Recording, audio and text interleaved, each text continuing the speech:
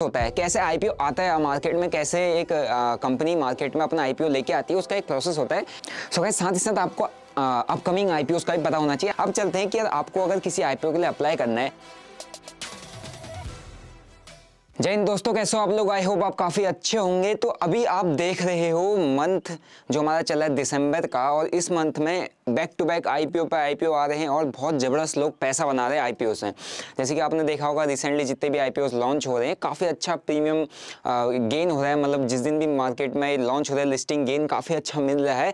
लेकिन मैक्सिमम लोगों को ये नहीं पता है कि एग्जैक्टली आईपीओ में इन्वेस्ट कैसे किया जाता है, आईपीओ में हमें कैसे अलॉटमेंट मिल सकता है हमें, और आईपीओ में क्या क्या क्राइटेरिया होते हैं जो हमें देखने होते हैं अगर हम किसी भी आईपीओ के लिए अप्लाई कर रहे हैं। तो ये जानना बहुत ज़्यादा ज़रूरी है। अगर आप आईपीओ में इन्वेस्ट करना चाहते हैं, आईपीओ में इन्वेस्ट करके अपनी वेल्थ बनाना चाहते हैं, अपना लिस्टिंग गेन करना चाहते हैं, और रिसेंट आईपीओ आप देख रहे होंगे तो कितने टाटा टेक्नोलॉजीज़ का आईपीओ आपने देखा होगा, बहुत ज़बरदस्त उसकी लिस्टिंग हुई थी। तो हर किसी के दिमाग में ये आया कि यार आईपीओ में काश मैंने पैसा लगाया होता तो मेरा पैसा डबल हो जाता, ट्रिपल हो जाता।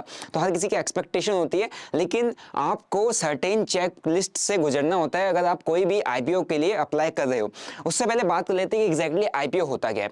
अगर कोई भी XYZ कंपनी है वो मार्केट में लिस्ट होती है, लिस्ट होने का मतलब कैसे लिस्ट होती है, उसको पैसा चाहिए, कुल मिला के उसका ऑब्जेक्टिव कुछ और हो सकता है ना। उसको मार्केट से पैसा उठाना है और वो अपने कुछ शेयर्स पब्लिक को देना चाहती है। तो पब्लिक के लिए कुछ शेयर्स लाएगी तो मार्केट से पैसा उठाएगी और उस पैसे को क्या करेगी, अपने किसी भी चीज़ में इन्वेस्ट करेगी, है ना, अपने काम के लिए, अपने यूज़ के लिए लेके जाएगी, और पब्लिक को क्या मिल जाएंगे, उस कंपनी के शेयर्स मिल जाएंगे। और वही शेयर्स फिर क्या होते हैं, रोज डेली बेसिस पर ट्रेड होते हैं। तो एक इनिशियल पब्लिक ऑफरिंग लेके मार्केट में एक कंपनी आती है जिसको मार्केट से, लोगों से, हम पब्लिक से पैसा उठाना होता है, उसके बदले में वो अपने शेयर्स हमें देती है। तो सिंपल सा मीनिंग है आईपीओ का।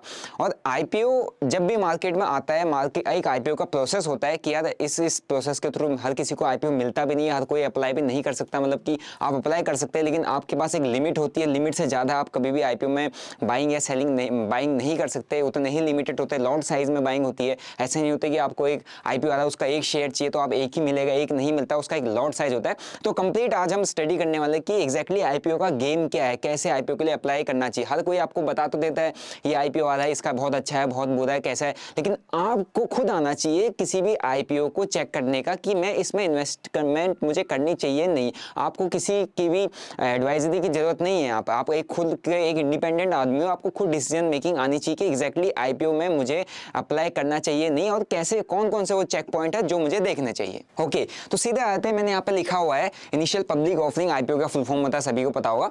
तो उसका एक प्रोसेस होता है, कैसे आईपीओ आता है मार्केट में, कैसे एक कंपनी मार्केट में अपना आईपीओ लेके आती है, उसका एक प्रोसेस होता है। पहले होता है हायरिंग अ इन्वेस्टमेंट बैंक। मतलब अगर आप कहीं अपना पैसा दे रहे हो, आपका पैसा वहाँ स्टोर्ड है, मतलब वहाँ उनके पास जमा है, तो भाई वो किसके पास जमा, कंपनी अपनी जेब में तो रखेगा नहीं, उनको एक इन्वेस्टमेंट बैंक हायर करना पड़ता है जहाँ पे वो पब्लिक का जो फंड उसके लिए उनके पास आएगा, जो कि पब्लिक इन्वेस्ट करेगी, जो कि पब्लिक क्या बोलते हैं अप्लाई करेगी, तो फंड आएगा ना, उस फंड को स्टोर करने के लिए, उस फंड को रखने के लिए एक इन्वेस्टमेंट बैंक हायर करना पड़ता है। फिर उसके बाद क्या करती है, फाइलिंग एप्लीकेशन विद सेबी। अब सेबी को विदाउट सेबी अप्रूवल कोई भी कंपनी मार्केट में लिस्ट नहीं होती है।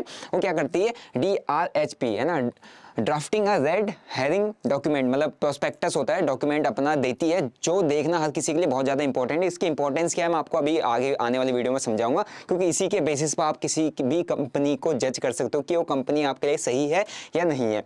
फिर उसके बाद आते हैं डिसाइडिंग द आईपीओ प्राइस। अब आपको एक इशू प्राइस डिसाइड किया जाता है कि हमको इस प्राइस रेंज के बीच में हम अपना आईपीओ मार्केट में लेके आ रहे हैं। फिर उसका आता है आपका क्या बोलते हैं, लॉन्चिंग का आईपीओ। अब आपका फिर जब प्राइस डिसाइड हो जाता है उसके बीच में प्रोसेस होती है, प्रोसेस क्या होती है वो मैं आपको भी समझाता हूँ। फिर उसके बाद एक आईपीओ का लॉन्चिंग होता है, एक लॉन्चिंग डेट होता है ना, कि इस दिन आईपीओ लॉन्च होने वाला है। फिर उसके बाद क्या बोलते हैं, अलॉटमेंट, आपके शेयर्स का अलॉटमेंट हो जाते हैं। शेयर्स का अलॉटमेंट होने के बाद लिस्टिंग होता है एक्सचेंज के अंदर, और लिस्टिंग के दिन आपका जो शेयर प्राइस होता है जिस पर आपको अलॉट हुआ है उसके दुगुना भी हो सकता है, 3 गुना भी हो सकता है 50% डाउन में भी हो, क्या बोलते हैं उसका लिस्टिंग हो, तो आपको वहाँ पर लॉस भी हो सकता है और काफ़ी अच्छा प्रॉफिट भी हो सकता है। ठीक है, अब चलते हैं कि आपको अगर किसी आईपीओ के लिए अप्लाई करना है। सो गाइस, आईपीओ को अप्लाई करने के लिए आईपीओ आपको कैसे मिलेगा, आप डायरेक्टली अपने ब्रोकर के थ्रू आप डायरेक्टली अप्लाई कर सकते हैं। जैसे मेरे पास अलायंस ब्लू है ना, और अलायंस ब्लू के मैं यहाँ पर इस आईपीओ वाले सेक्शन में जाता हूँ तो मुझे यहाँ पर दिख रहा है कि अप्लाई का ऑप्शन आता है, जो कि आईपीओ ओपन है अप्लाई करने के लिए। तो मुझे यहाँ पर दिख रहा है कि मोती सन्स का आईपीओ है और यहाँ पर मैं अगर इस पर क्लिक करता हूँ तो मुझे यहाँ पर डेट, इसका प्राइस दिख जाता है, प्राइस रेंज भी दिख रहा है ना, डेट भी दिख रहा है, फिर मेरे को ऑफर कब एंड हो रहा है कि किस दिन इसका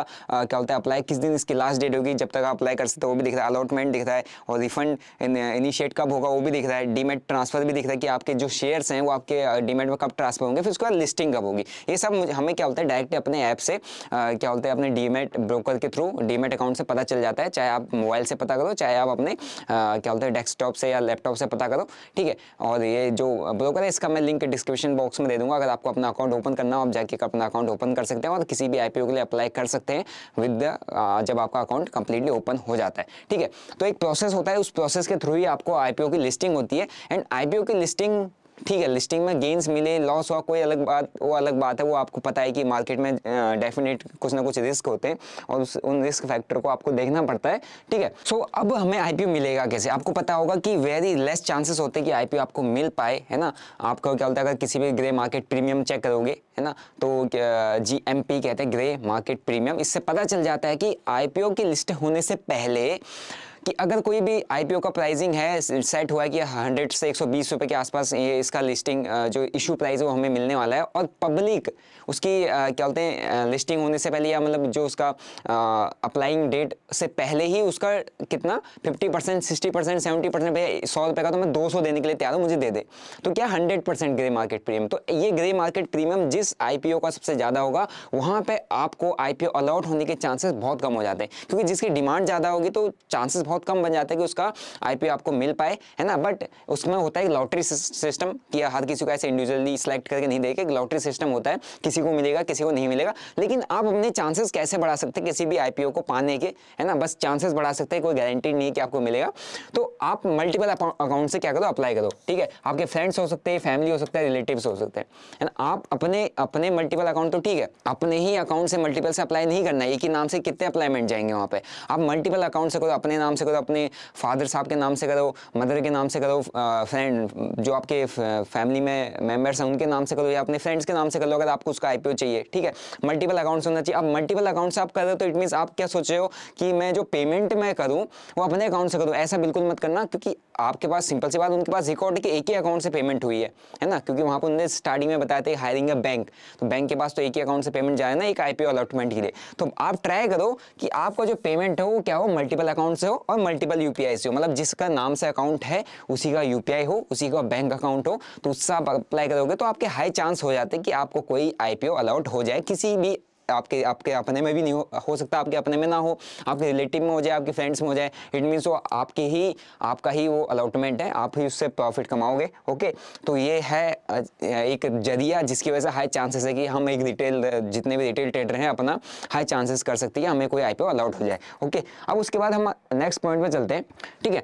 अब बात करते हैं कि यार आईपीओ तो ठीक है, हम आईपीओ में अप्लाई करेंगे, लेकिन हमें फायदा क्या होगा। आईपीओ में अप्लाई करने के बहुत सारे फायदे होते हैं। पहला होता है लिस्टिंग गेज, है ना। स्पेकुलेटर्स जितने होते हैं जो स्पेकुलेशन करते हैं, मतलब जिनको ज़्यादा होल्ड नहीं करना भैया, उनने पैसा डालना है, प्रॉफिट कमाना है, निकल लेना है ना। लिस्टिंग, क्योंकि आपको पता होगा सबसे ज़्यादा लिस्टिंग गेन में फ़ायदा होता है कि अगर आपको अलॉट हुआ है कोई भी आईपीओ, है ना, 100 रुपीज़ के प्राइस पे और सीधा 100% उसका लिस्टिंग गेन है, जैसे उसकी डिमांड है 100-200% लिस्टिंग गेन, मतलब 200-300 पर लिस्ट हुआ। जैसा आपने अभी क्या बोलते हैं टाटा टेक्नोलॉजीज का आईपीओ देखा, आपने देखा हो कितना जबरदस्त उसका लिस्टिंग गेन था, 500 का प्राइस था उसका इशू प्राइस और 13-1400 का उसने हाई लगाया था, ठीक है, ओपनिंग में लिस्टिंग डे के दिन। आप समझ सकते हो पैसा ऑलमोस्ट 2 गुना 3 गुना ही हो गया था, ठीक है। तो लिस्टिंग गेन्स के लिए लोग आईपीओ में अप्लाई करते हैं। और लॉन्ग टर्म विजन जैसे कि अगर आप खुद कैलकुलेट कर लो कि अगर आपने आपका आयशर मोटर का जब आईपीओ लिस्ट हुआ था आपने उसमें इन्वेस्टमेंट की होती, या आपने एमआरएफ के आईपीओ जब उसका आईपीओ लिस्ट हुआ तब आपने इन्वेस्टमेंट की होती, तो एमआरएफ का शेयर अभी कहाँ है, आयशर मोटर का शेयर कहाँ है, टाइटन का शेयर कहाँ है, अगर सिर्फ आपने उसके आईपीओ में पैसा लगाया होता। तो आप लॉन्ग टर्म के लिए जैसे आईपीओ में ज़्यादा से ज़्यादा कितना लगता है एक रिटेलर का 14,000 या 15,000, है ना, इतना ही लगता है। आप अगर आपको अच्छे आईपीओज मिलते हैं आप ट्राई करो उनको लेने का और उससे कमाने के लिए मत जाओ। उसको इन्वेस्टमेंट आपने किया है, आप उनके आईपीओज में इन्वेस्ट कर रहे हो, तो हो सकता है लॉन्ग टर्म में आने वाले 5-10 साल में भाई वो आईपीओ का ही पैसा आपको बहुत अच्छा रिटर्न बना के दे सकता है, अगर वो स्टॉक चल गया, वो स्टॉक फट गया, है ना। तो लॉन्ग टर्म विजन या लॉन्ग टर्म इन्वेस्टमेंट के लिए भी क्या किया जाता है, आईपीओ में इन्वेस्ट कर सकता है और ये बेनिफिट है। और ये भी हो सकता है अगर मैं यहाँ पर बेनिफिट बता रहा हूँ तो मैं यहाँ पे लॉसेस भी बता रहा हूँ कि हर कोई आईपीओ नहीं चलता है। आपने जैसे देखा होगा पेटीएम एटीएम जितनी भी नई नई कंपनीज आ रही है, कोशिश करो नई कंपनियों को थोड़ा अवॉइड करो, जो पहले से बिजनेस में पहले से चल रही है उन पर ज़्यादा इन्वेस्ट करना, ठीक है। फिर आते हैं हमारा जो यहाँ पर नेक्स्ट है चेक लिस्ट। आईपीओ तो आ गया, आईपीओ को कैसे अप्लाई करना है वो भी आ गया है ना, आईपीओ के फायदे क्या हैं वो भी पता चल गया। लेकिन अब हम रिटेल ट्रेडर है तो हमें क्या देखना चाहिए, अगर हम कोई भी आईपीओ के लिए अप्लाई कर दें तो हमारे पास एक चेकलिस्ट होती है। पहले हमें देखना ऑब्जेक्टिव ये मेन पॉइंट है, ऑब्जेक्टिव है ना, जो आप मैंने आपको क्या बोलते हैं ड्राफ्ट रेड हायरिंग प्रोस्पेक्टस जो मैंने बताया था, DRHP जो क्या होता है जमा सबमिट करती है कोई भी कंपनी किसको, सेबी को है ना, तभी उसको अप्रूवल मिलता है। वो आपको चेक करना, वो आपको रीड करना पड़ेगा, तभी आपको क्या मिलेगा, ये डाटा समझ में आया कि यार एक कोई कंपनी मार्केट में लिस्ट हो रही है ना, जैसे डोम्स मार्केट में आ रहा है। तो जैसे आपको हम पता है डोम्स में हम पेंसिल वेंसिल उसकी चलाते थे, सब कुछ चलाते थे, लेकिन आज वो लिस्ट हो रही है मार्केट में है ना। तो किसके लिए हो रही है, उसको क्या बोलते हैं अपना लोन चुकाना है पहली चीज है ना, कि उसके बाद बहुत कर्जा है, चुकाना चाहती है, फ्री होना चाहती है, पैसा उठा के पब्लिक से, बिजनेस को एक्सपेंड करना है ना, कि मल्टीपल स्टोर्स डालने हैं, बिजनेस को बढ़ाना है, तो वो बहुत पॉजिटिव बात है ना। एग्जिट ऑफ इन्वेस्टर जो पहले से उस कंपनी में इन्वेस्ट करके बैठे हैं, जिनके पास कुछ कुछ हिस्सा है ना, जैसा आपने शार्क टैंक में देखा होगा कि इतने % इक्विटी के लिए इतना मैं दाम मांग रहा हूं, तो पहले कुछ इन्वेस्टर हैं वो भी कमाना चाहते हैं, हो सकता है उनका भी एग्जिट हो, ये एग्जिट ऑफ इन्वेस्टर सही भी हो सकता है, गलत भी हो सकता है कंपनी के लिए है ना, क्योंकि जो पिछले 10, 15, 20 साल से मार्केट में मतलब उस कंपनी के इन्वेस्टर बैठे हुए हैं और वो चाहते हैं कि मार्केट में लिस्ट हो जाए और ये इसका प्रीमियम जो है 100 to 100% जितना भी खोले मैं एग्जिट कर जाऊंगा। तो एग्जिट ऑफ इन्वेस्टर के लिए भी क्या किया जाता है, मार्केट में कंपनी क्या करती है, अप्लाई करती है। ओके, फिर आते हैं उसका जो सेकंड चेकलिस्ट होती है financial of the company for at least 3 years। पिछले 3 साल का एटलीस्ट देखो, मैं कह रहा हूँ 4 साल 5 साल देखो, अगर कंपनी पुरानी है तो आपको हर साल का देखिएगा, लेकिन कुछ अगर आपके दिमाग में वो कंपनी का नाम नहीं आ रहा, आपको पहली बार सुना, तो एटलीस्ट 3 ईयर का उसका फाइनेंशियल चेक करो। फाइनेंशियल में आता है रेवेन्यू, प्रॉफिट एंड एसेट्स, तीनों रेवेन्यू बढ़ना चाहिए, रेवेन्यू के साथ प्रॉफिट भी बढ़ना चाहिए, प्रॉफिट के साथ एसेट्स भी बढ़ने चाहिए है ना। तो रेवेन्यू के साथ प्रॉफिट के साथ एसेट भी उसका ग्रोइंग स्टेज में है और ईयर ऑन ईयर ग्रो कर रहा है, इट मीन्स वो कंपनी ग्रोइंग है, काफ़ी अच्छी कंपनी है, आप उसको क्या बोलते हैं अपने कंसीडर कर सकते हो, वो है ना, वो आपके लिए मतलब बेटर ऑप्शन रहेगा। ओके, फिर आते हैं अर्निंग पर शेयर, हमें चेक करना है। अर्निंग पर शेयर का चेक करने के लिए क्या बोलते हैं कंपनी प्रॉफिट्स अपन आउटस्टैंडिंग शेयर्स होता है, वैसे आप अगर गूगल पर सर्च करोगे ये earning per share of this company या कुछ भी करके ये डाटा आपको इजीली एक्सेसिबल होता है, कहीं से भी पता चल जाता है, कोई भी आपको ये डाटा दे देगा है ना, किसी भी कंपनी का आपको पता चल जाता है फंडामेंटल, जब आप चेक करोगे तो EPS आपको देखना जरूरी है। फिर आता है PE ratio, PE ratio check करने का फॉर्मूला होता है share price upon EPS, earning per share, ठीक है। ये डाटा भी आपको गूगल से मिल जाएगा, तो आप किसी भी स्टॉक का अगर करें तो आपको उसके फंडामेंटल से चेक करोगे, उस कंपनी की डिटेल्स चेक करोगे तो वहाँ पर भी मिल जाएगा, और नहीं मिलेगा तो आपके पास एक फॉर्मूला है, इसके थ्रू आप अपना किसी भी कंपनी का PE रेशियो निकाल सकते हो। फिर आता है कंपनी मैनेजमेंट। देखो अगर मैं बात करूँ कि यार अगर यहाँ पे इंडिया के अंदर रिलायंस में मुझे इन्वेस्ट करना है, तो रिलायंस पे इन्वेस्ट करते मेरे पास किसका नाम आता है, मुकेश अंबानी का। मुकेश अंबानी की जब बातें सुनते हैं, मुकेश अंबानी का विजन देखते हैं, तो वो long term vision, long term growth और इंडिया के यूथ पे, उस पर उनका ज़्यादा फोकस रहता है। इट मीन्स क्या, हम जब रिलायंस में इन्वेस्ट कर रहे हैं, हम रिलायंस में इन्वेस्ट नहीं कर रहे, हम उस इंडिविजुअल पर्सन के विजन पे इन्वेस्ट कर रहे हैं है ना। तो विजन पे इन्वेस्ट कर रहे हैं, इट मीन्स आपको कंपनी का मैनेजमेंट चेक करना पड़ेगा कि उसका CEO कौन है, उसका MD कौन है, और उनके क्या अचीवमेंट्स हैं, पहले उनका विजन क्या है, कंपनी को कहाँ देखते हैं है ना। अगर मैं फेसबुक की बात करूँ तो मार्क जुकरबर्ग का नाम आता है ना, अगर मैं यहाँ पर टेस्ला की बात करूँ तो मुझे एलन मस्क का नाम आता है, हम पैसा एलन मस्क पर लगा दें क्योंकि उसका विजन है, वो लेके जाता है कंपनी को। अगर CEO ही नहीं रहेगा, CEO ही खराब है कंपनी का, तो अब भैया कितने ही अच्छे क्या बोलते हैं बेस कंपनी का, कंपनी डूब जाएगी है ना। तो आपको कंपनी मैनेजमेंट देखना है, आपको आप किसी इंसान पे पैसा लगा दो, ठीक है।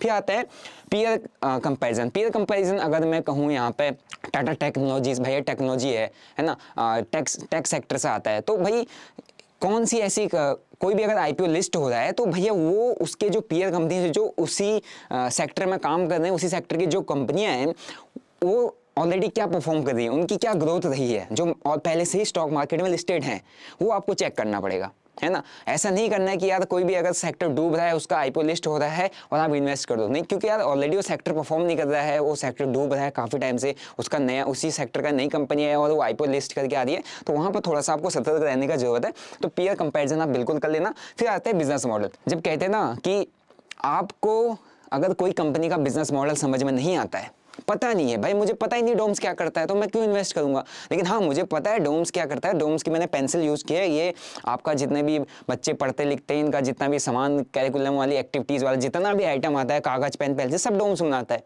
तो मुझे उसका बिजनेस समझ में आता है ना।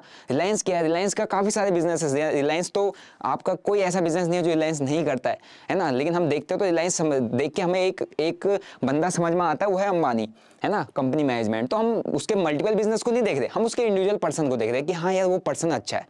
तो वो चीज़ करो, वहाँ पैसा लगाओ जो आपको समझ में आ रहा हो। आपको समझ में ही नहीं आ रहा है तो आप उस आईपीओ में इन्वेस्ट कैसे कर सकते हो, है ना।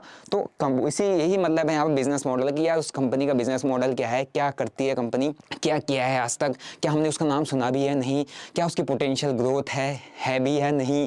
तो वो चीज़ हमें देखना पड़ता है। इसी के बेसिस पर हम क्या करते हैं, अपनी किसी भी आईपीओ में इन्वेस्ट करते हैं। तो इसलिए हमें एक बिजनेस मॉडल देखना बहुत ज़्यादा जरूरी है।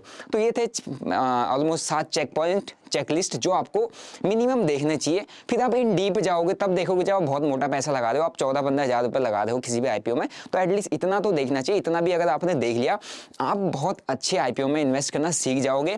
कौन सा आईपीओ आपके लिए ठीक है, कौन सा आईपीओ आपके लिए गलत है, वो भी आप सीख जाओगे, है ना। और आपको मार्केट में आईपीओ से पैसा बनाना आ जाएगा। और मैक्सिमम आईपीओ तभी मार्केट में लिस्ट होते हैं जब कोई मार्केट क्या होता है, बुल रन में होता है। और बुल रन में मार्केट चल रहा है तो कोशिश करो कि भैया आपको कोई ना कोई आईपीओ मिल जाए जो आपको अच्छा लग रहा है, जो आपको समझ में आ रहा है, ट्राई करो उसमें इन्वेस्ट करने का। अगर बियर रन चल रहा है, मार्केट क्रैश कर रहा है, या मतलब मार्केट करेक्शन दे रहा है, मार्केट फॉलिंग स्टेज में है ना, मार्केट में परफॉर्म नहीं कर रहा है, तो उस टाइम पर आईपीओस को थोड़ा अवॉइड करो, क्योंकि हो सकता है वहां पर पैसा सब निकाल ले, डालेंगे कम, है ना। तो बुल आपने देखा होगा जितने भी आईपीओस लिस्ट होते हैं हमेशा बुल रन पे होते हैं। ओके, सो गाइस, साथ ही साथ आपको अपकमिंग आईपीओस का भी पता होना चाहिए। अपकमिंग आईपीओस के लिए यहाँ पर मैं कुछ ऐसा इंडिविजुअल नहीं बताऊंगा, गूगल पर सर्च करोगे आपको इजीली मिल जाएगा। आप अभी देख सकते हो कि यार अपकमिंग आईपीओस हमारे पास जैसे मोती सन्स ज्वेलर्स वगैरह और मुथूट और आपके क्या बोलते हैं इनॉक्स इंडिया लिमिटेड, और जो कि मतलब आपका जितने भी आईपीओस हैं सारे यहाँ पे डिटेल मिल जाएगी इसके, गूगल पर जाके आप देख सकते हो। तो जितने भी अपकमिंग आईपीओस आपको इजीली गूगल से इनका डाटा मिल जाता है, और इसमें कोई टफ नहीं है कि आपको, और आपके सीधे ब्रोकर के ऐप से भी मिल जाता है कि किसी भी अपकमिंग आईपीओ या